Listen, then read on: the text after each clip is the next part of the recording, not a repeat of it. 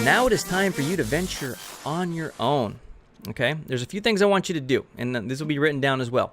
But notice how the ground didn't affect the zombie. Okay, when he hit the ground, he didn't die as he should.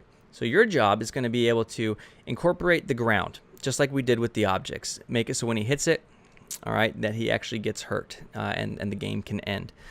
Another thing you're going to want to do is create a game over screen. So when he does hit, using user interface and something similar to what we just did, you're going to want to use, you're going to want to throw up a game over screen. And I do have some assets for that. Okay, got this cool game over image here. Pretty cool, right? Also, we've got this little ending thing here because when you end, you're going to collect coins, right? We didn't do anything with coins, okay? Didn't do anything at all with coins.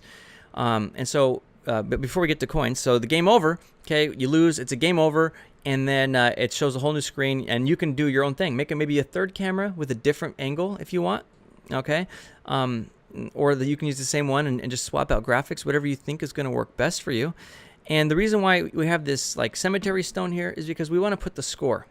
And so what I want to go down here in our fantasy demon cave is I want to show you the thing that I want you to use for the coin. Let's scroll down here and find it.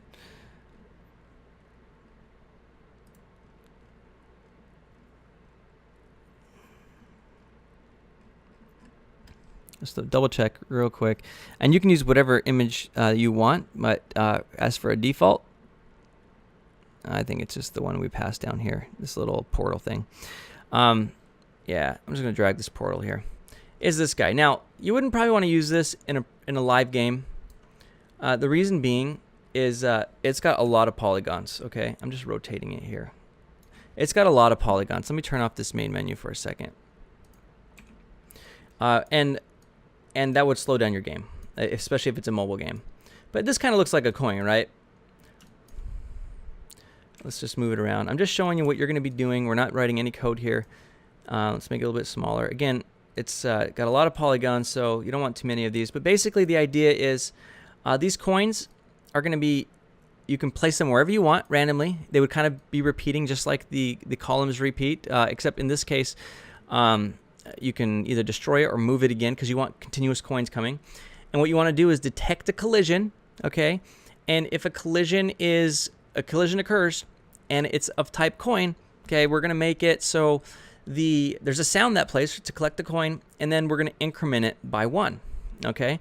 And you don't need to show any UI for it, or you can. That's a bonus for you, but you just need to store the value, okay? 1, okay, 2, 3 as you collect the coins. So then when the game ends, okay, as I was showing you already, where did you go, little guy? Oh, these pop up.